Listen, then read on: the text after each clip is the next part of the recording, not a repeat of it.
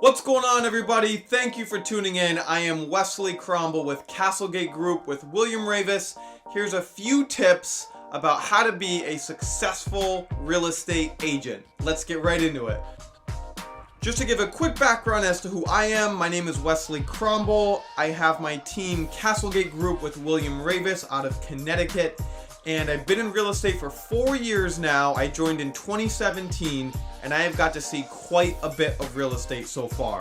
So looking back, I think about what tips I would give to myself and what tips I might be able to give to some newer agents and maybe some people who are looking just to touch up on some helpful ideas as well.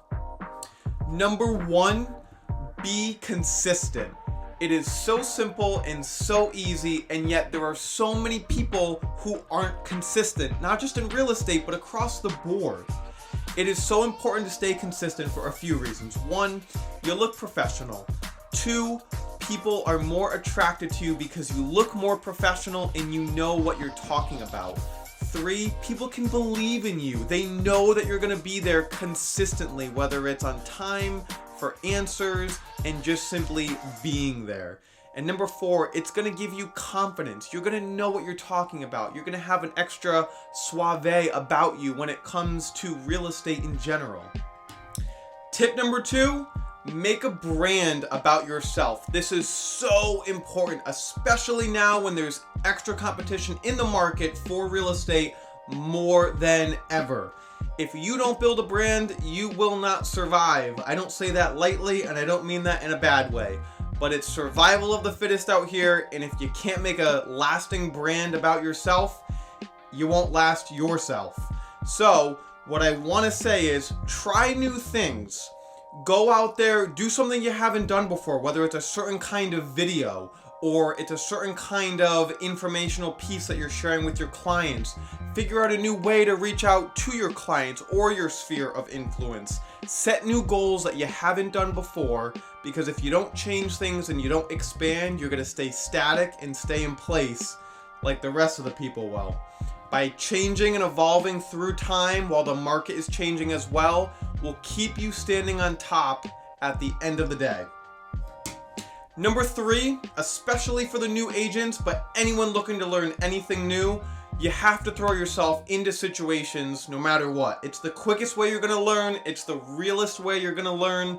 We can look in books and read about situations and past things that have happened as much as we want, and it will help us be very knowledgeable, but without actually being in the scenario and learning to adapt with the current surroundings, you're never going to truly learn what it's like. And even when you do it your first time, you're not going to know what your feelings are going to be in terms of how they're going to react. So it's important to throw yourself into new situations, whether it's an agent going on a certain type of listing or checking out a certain property. Be attached to them at the hip. Find someone that's going to allow you to watch what they do and teach you the things that you already don't know. And number four, be confident and be sincere. With these two working together, you can work a lot of magic no matter what the situation is. By being sincere, that's hearing people out, listening to what they have to say, always being empathetic at that same time. And with the confidence is so key, because without confidence, people can't trust you. They're going to suspect that maybe you don't know what you should know in order to do the job right. Having confidence is going to, once again, allow your clients to trust you better. It's going to allow you to walk into a situation and say, I know what I'm doing here. Even if it's your first time on your first listing appointment, your first buyer presentation, even for the long-term, long-seasoned agents who are doing this for years and are doing maybe their first $1 million listing. Walk into that room like you've done it 1,000 times before, because if you don't, someone else will. And at some point, that will be you. So why not act like it on your first presentation? And number five, my most important tip, not only just to realtors or real estate agents, but also just anyone generally in life.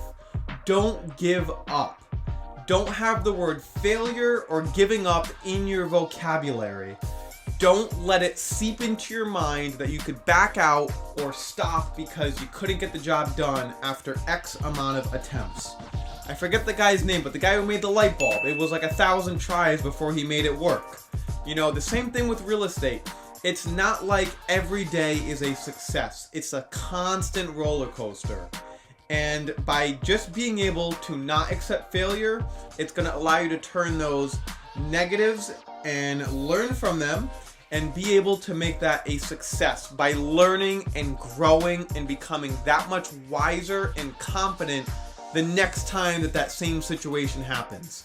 And by not accepting failure or giving up, you will make it. You can accomplish just about anything in this world if you just don't give up.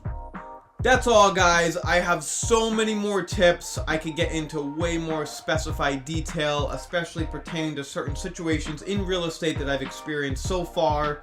I hope this gives you a little bit of motivation and help. And once again, if I can do it, so can you.